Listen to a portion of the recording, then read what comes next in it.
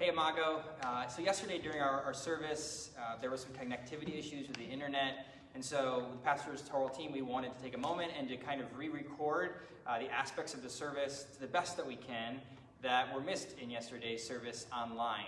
And so, as many of you know, we're beginning our series on the body this very first week. And so this first week, we just want to take time and evaluate, like, what are our hopes and goals and plans for this series? And how do we want to see this play out? And what do we hope people take from it, kind of on a large scope? So the question about, like, why are we doing this sermon series? It started about 2 years ago when I went to the United Church of Christ, which is the denomination that I'm ordained in. And I decided, after sitting on a committee that was planning about how to do sexual assault and abuse awareness Sundays in worship services, that was something that I really wanted to bring back to Imago Day, that I thought this was a space and a place that could hold space for that in the church, when historically the church talks and rails a lot about sexual sin, but often the sexual sin that the church talks about has absolutely nothing to do with sexual assault and abuse. That's like a sexual sin that we just don't talk about at all. And so I wanted us to spend time as a church talking and focusing on that. However, then the pandemic hit, and it felt like that wasn't really a service that we should probably be trying to do exclusively virtually. And so postponed that. And then as time has gone on, began to think about how there's so many things we do in our bodies that expand just beyond the topic of sexual assault and abuse, that this really could become a whole sermon series. And so over this series, we're going to be talking about things like aging and mental health and trauma and sex and a wide gamut of topics. And so we're hoping that we can kind of make a series out of this that will be holistic, because also a lot of times I've heard that when churches do series on the bodies, they just talk about sex. And there's so much more to our bodies than sex. The other thing that we want to talk about during this series, why we chose to do this series, is because of the season and time of the year it is. So we just finished celebrating Easter Sunday, but Easter actually is not just a day, but it's actually a season in the church called Eastertide, which is 40 days after Jesus' resurrection, where he walks upon the earth and he's here among the people. And then on the 50th day, we celebrate Pentecost. And we wanted to take this time to be able to stop and to think about, okay, what does it mean, the ramifications for Jesus to come and God to embody God's self in a resurrected body? And so what does that mean for us to live in our bodies? What does Christ's resurrection mean for our bodies, just as Christ's body was resurrected with actual scars even on it? It wasn't this perfect body that even came and rose from the dead, but it actually bore wounds from the life and the hard things that he experienced while he was here on earth. So that's our hope. And that's why we wanted to start as well, just by talking about the Incarnation. So the Incarnation is more than just this idea of like this theological concept with a big fancy word, but it really brings home this idea that Jesus was in a body for a reason, right? So there's more to it than just, so that Jesus could walk the earth. Of course he had to be in a body. So one of the things that the church has struggled with since basically the beginning of the church in this form is this idea of what does it mean that Jesus is fully human and fully divine? And so there's this dualistic thinking and the multiple heresies in the early days of the church around this idea that, Jesus was, sure, he was human, but he was actually mostly divine. Or, Jesus was a little divine, but he was mostly human. And so there's all these different directions that the church really struggled with to find a space to believe that Jesus was actually fully human and fully divine at the same time, and that didn't just happen at the point of the resurrection or after the resurrection, but that in his birth, at the moment that he was born, even though just like any other human, Jesus was fully dependent on other humans to keep him alive, Jesus was fully human and fully divine. And then as he grew up as a young person and a teenager, fully human, fully divine. As he was, doing all the miracles, he was fully human and fully divine. And then at his death, he was fully human and fully divine. And then the resurrection is what made that so real, right? And so then what does it look like to continue to make that real? Richard Rohr, in his book, which you can only get as an audiobook, it's a really interesting experience, it's called The Art of Letting Go. He talks about this idea that one of the things we struggle with as Christians is to really believe that Jesus was fully human and fully divine. And that the negative impact of that can be that it's really hard for us to acknowledge that we, in fact, within our bodies hold both humanity and divinity. We hold that within our very bodies, and that's part of the grand design of what God did. And so it's really important to talk about bodies so that we can understand that divinity component. Barbara Brown Taylor has this great thought that Rachel Held Evans actually shared in Searching for Sunday, and it says, in an age of information overload, the last thing any of us needs is more information about God. We need the practice of incarnation by which God saves the lives of those whose intellectual assent has turned them dry as dust, who have run frighteningly low on the bread of life, and who are dying to know more God in their bodies. Not more about God, more God. We also, another reason that we wanted to do this series is because we believe that we have become adversarial against our own bodies. We struggle with this. We wish our thighs were not as thick. We wish we could be a size 2. I wish I looked like her, or I wish I looked like him. And we're constantly rehashing self-talk in our head that is negative toward our bodies. And we wanted to talk about that in a way that could bring life and healing to the way that we discuss our own bodies or think about our own bodies. And the church, for the most part, has not been helpful in this way. The church has been adversarial toward the body, and the church has scripture to back itself up. In the book of Romans, Paul says multiple times that the flesh is bad, the flesh is evil, the flesh is weak. And so the church generally has latched onto that idea and taught us that there's not much good about our bodies. And so we've internalized that, and it's caused damage to all of us. And the thing that the church really should have been talking about all these years was the damage that we do to one another's bodies. Because come to find out, there's been so much sexual abuse within our churches for eons, for generations, that has been swept under the rug, that has been ignored, that has been dismissed, that has been, oh, we don't want to involve the authorities, let's handle this within the church. And untold damage has been done to bodies of people that really, the church, we have to reckon with this. We have to reckon with our complicity in the ways that we may have perpetuated this, ignored this. It's time that we deal with it. Yeah, that's right. This passage that we had read on Sunday out of Romans chapter 12, it continues on, and it says, so here's what you do, God helping you take your everyday, your ordinary life, you're sleeping, you're eating, you're going to work, you're walking around life, and place it before God as an offering. So one of the reasons we wanted to do this series is because we believe here at Imago, one of our directives is that everything is spiritual. And so that means everything that we do in our bodies is spiritual. So it's important that we talk about this topic. Even if sometimes there isn't necessarily a verse for every idea or issue that we're talking about, sometimes things develop over time. Reality is that whether it's in Scripture and there's a verse in reference to talk about it, it's still a spiritual thing. And I think God still speaks into those things that exist in our world. So we want to spend time really talking about that because really, in essence, in order to have a healthy theology of our bodies, we have to have a healthy theology of who God is, who God created us to be as the Imago Dei. We cannot love other people well until we can learn to love ourselves. And so learning to love these bodies that we've been given will give us the ability to love other people. We want to talk about ways that we can stop talking so harshly about our bodies. Like I said a minute ago, like the self-talk that we use about our bodies, and how we can learn to check that, and that we need to check that. And let's acknowledge that there probably are some things about our bodies that we could do better at. Maybe we do need to eat more healthy. Maybe we do need to exercise a little bit more. Maybe we do need more sleep.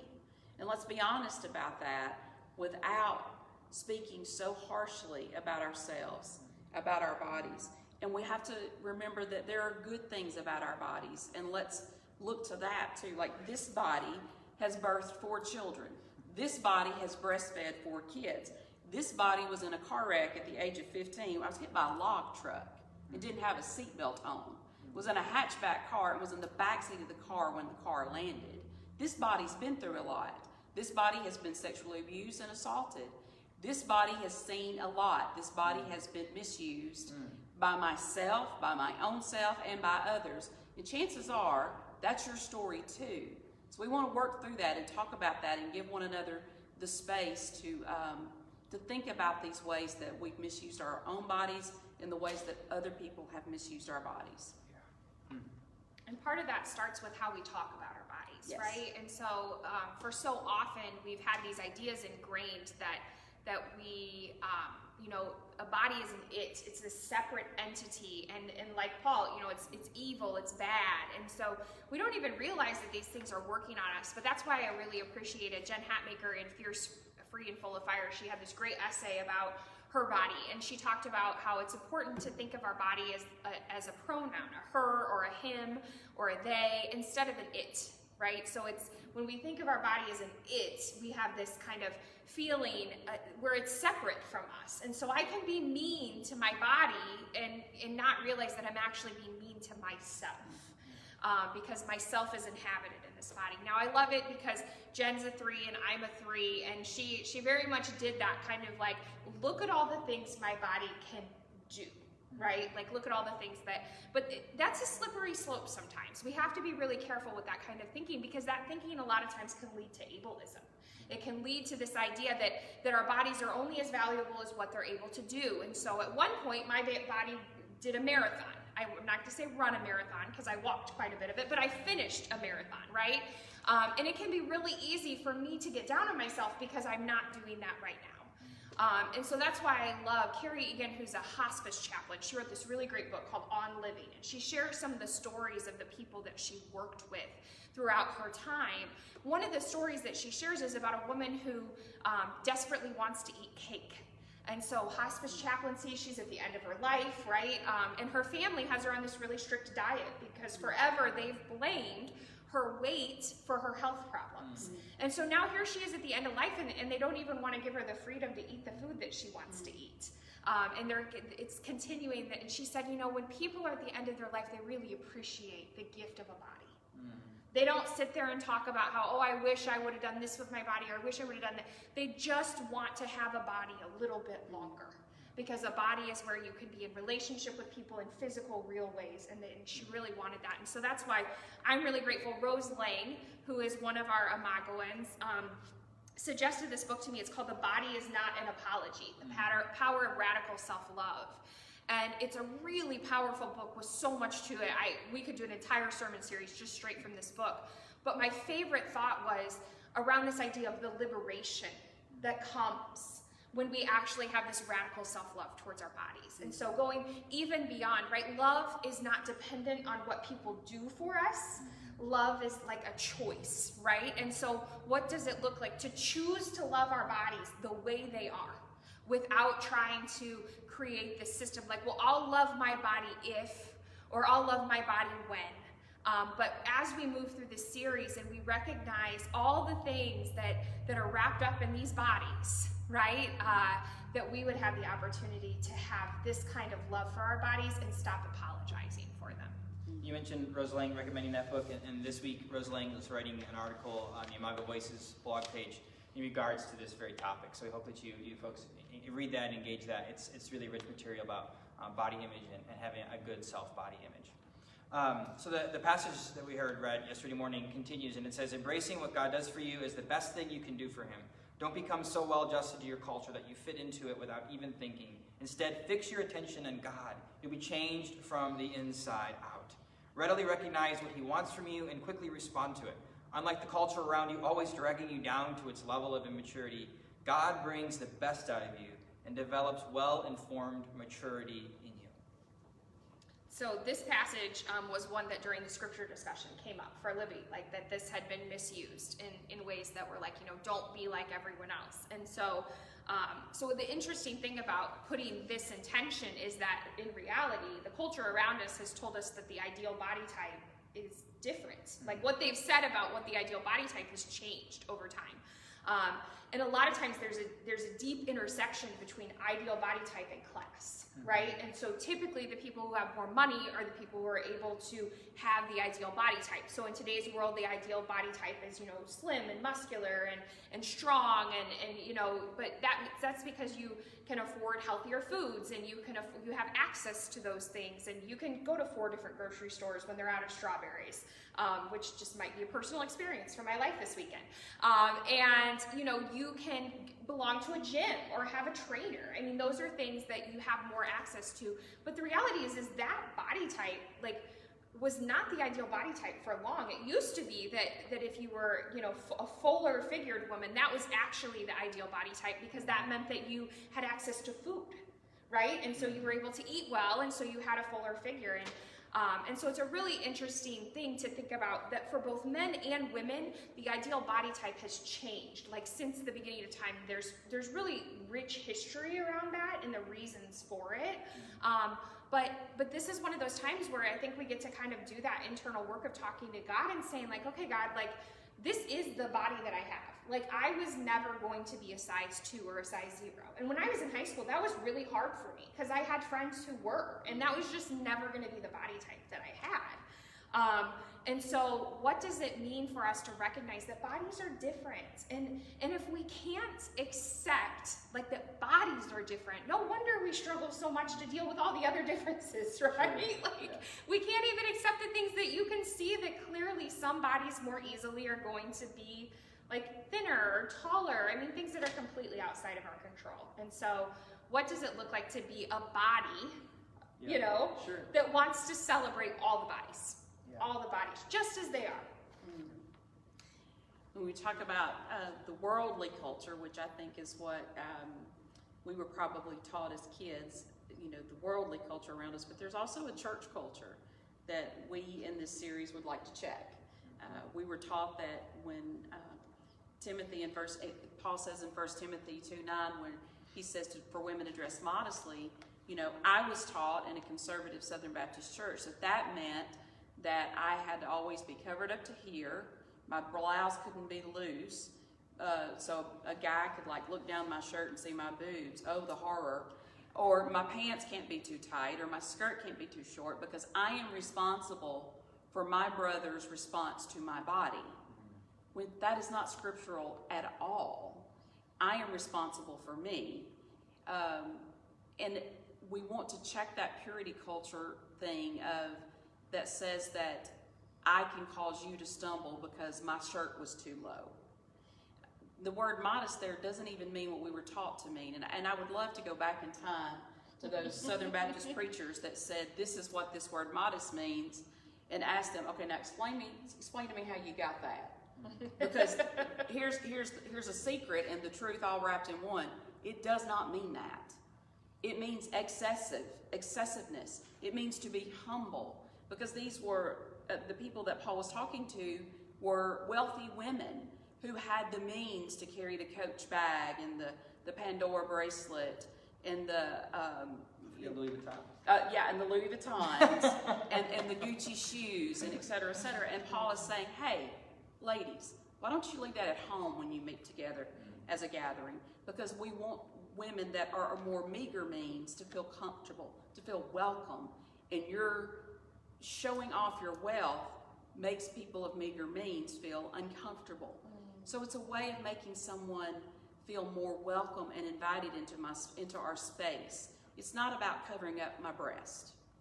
Yeah, and I can't help but think about the passage where they all gather to have communion and meal together, and those who are of less means come late to the party, but those who are wealthy and don't have a job during the day and can just hang out and have communion, they eat everything, and they leave basically nothing for those who are poor. And so there's a call to modesty there too, right? Yes. And consideration of the other people who are of different class, as you referenced, who have different means and access to food and different body and everything like that. So, but one of the things I was thinking about when you think about church culture, we always, growing up in evangelicalism, for me at least, we always had to check ourselves against the world's culture, right? The secular world. But like you said, there's a church culture to be checked. And so for me, I remember that checking of church culture first happened when I decided to be single and celibate.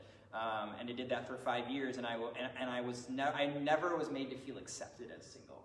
It was always like, well, you're single now, but like you're gonna look eventually, right? You'll find a woman eventually. And it was like, no, I'm just gonna do the single thing. And that was just like culturally wasn't acceptable, even though like Jesus was single, Paul was single. There's verses about it. Right? Still not acceptable. And the culture of the church wasn't built for single people, sadly, oftentimes. And so I remember having to check myself on that. I remember having to check church culture on women in ministry and leadership and teaching kids and thinking, well, they can teach kids, why can't they teach adults? And then, of course, for myself personally, checking myself on the church's culture and ideas around LGBTQ people, first starting with the gay community, then the trans community, and then most recently, checking the church's culture around varying sexual ethics, because reality is the church has taught a lot different has taught a very narrow sexual ethic, and to be honest with you, like, there are sexual ethics that exist out there, and there are teachings out there about the body that have been good, right? That have been helpful, even if they are traditional.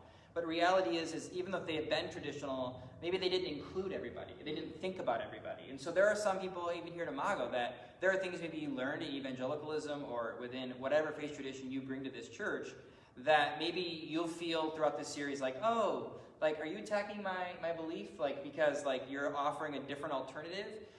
And we just want you to know, like, no, like, if that ethic, if that belief, if that practice that the church has taught you has been helpful to you and strengthening to your marriage and grounding for you and have allowed connectivity with you and God, like, that is good, that is beautiful. All we're trying to do is expand and say, hey, maybe that works for you, but maybe that doesn't work for everybody. Maybe the ethic the church has taught was just never broad enough to sort of reach the corners of the field of people who live on the margins and on the sides that maybe don't fit the norms of the day. So that's what we're trying to check when we talk about checking church culture, checking world culture, to ask, is this theology I hold even more expansive than what I've been taught? The other thing that we want to highlight is the idea of white Western culture and the historic beliefs connected to that. Yeah, so there, when we look at this idea of, what does it mean to love everybody, right? Like, so what are the things that we're going to have to work through? What are the things we're going to have to kind of negotiate? And this didn't start now, like this didn't start in today's world. I mean, historically, we can look back through the church and there were all kinds of thoughts about bodies, right? So like women weren't allowed in the temple if they were menstruating or if they had just had a baby. The original reason that priests were celibate was because they weren't allowed to serve communion if they had had sex within the last 24 hours. And so, that meant that they needed to be celibate because they always had to be available to serve communion. And so there's all of these different things about, what it means to be in a body that are actually natural experiences that people have. But that became limitations, right? And so that they said like, well, no, like you don't fit if this was going on. And so this isn't just, this is kind of built up and there are pieces of that we're still holding on to, right? Like this idea of, how women and the way women handle things and the way women respond to things, like, is that the right way? And all of these pieces that we've dealt with in a lot of different ways. I know for me, this became, especially with regard to body image, right? The white Western culture ideas around body image really came to play for me when I had a daughter. So I have a 3.5-year-old daughter, and I remember just being suddenly very aware of like the media images that were all around her, even though she probably couldn't even see yet. And all of a sudden in my postpartum state, like there was this huge emotional reaction, and it hit me the most. When she was 9 months old, I remember someone talking about her having thick thighs.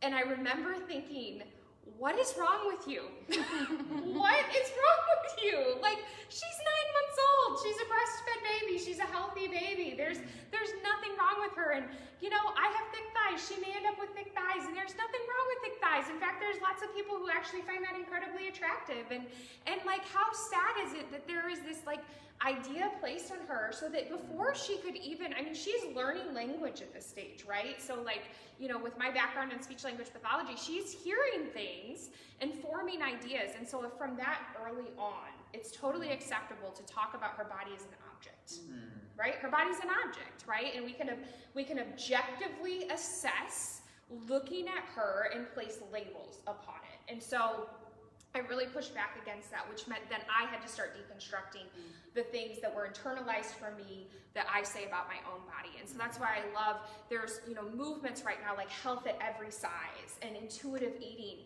to help us recognize, like, listen to our bodies. Our bodies are telling us really important things.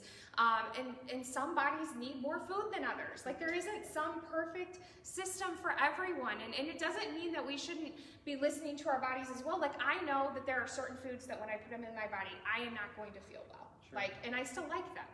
So sometimes I'm going to eat them.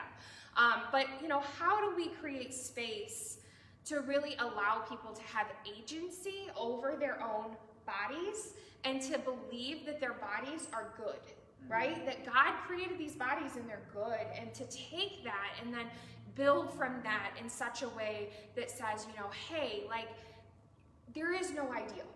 There just isn't. Like, what if this space became the kind of space where we actually dismantle that idea and said, there is no ideal. Like, we can, yesterday this room was full, and it was full of bodies that were all different. Not one of them looked exactly the same. Yeah. And so if we want to be the kind of space that loves God and loves others and loves the Imago Dei, we're going to have to figure out as we go through this, like, what are those ideas and notions that have been put upon us that maybe felt fine because we didn't question them, sure, but actually maybe were destructive in ways that we couldn't even see. And so I'm grateful that God gave me a daughter, because for whatever reason, I don't think I was seeing that piece of it through the eyes of being the mother of sons. So there was something different about being the mother of a daughter that made that different for me. And in the second half of this sermon that did successfully get recorded in yesterday's live stream, you can find it at the 45 minutes and 36-second mark that I will post yesterday's service into this live stream video, so you can fast forward and listen to the second part of this sermon. But I will talk about male body image, as you referenced, and the things that we struggle with, and the things that how we often see our bodies in different ways. So again, yesterday's live stream video, 45 minutes and 30 seconds. You can hear the second half of this sermon series, or you can listen to the podcast that will get spliced both pieces together later this week.